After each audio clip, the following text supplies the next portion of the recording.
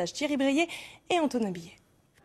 En 2015, il y avait emporté son titre de champion d'Europe, mais cette année à Lisbonne, Willy Sirop a dû se contenter, si l'on peut dire, du bronze. Après s'être adonné au foot pendant ses plus jeunes années, le champion rennais avait été séduit par le jiu-jitsu brésilien, une discipline dans laquelle il a vite excellé, vif et aérien, comme le disent ses partenaires. Ce qui m'a accroché, c'est qu'il n'y a pas de frappe, il n'y a pas de frappe pied-point. Et c'est une maîtrise, et c'est vachement technique. Et du coup, c'est que le petit peut battre le plus grand,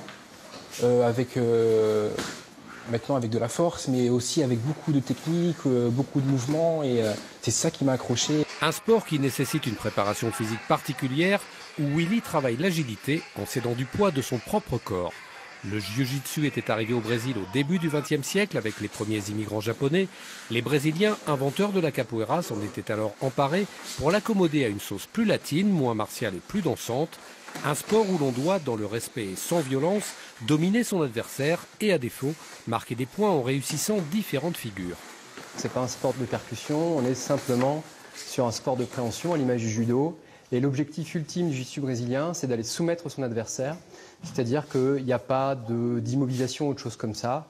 On veut une clé, on veut un étranglement, on veut une finalisation. Le club rennais s'est baptisé Cicero Costa du nom de son grand maître brésilien et compte une 60aine d'adhérents.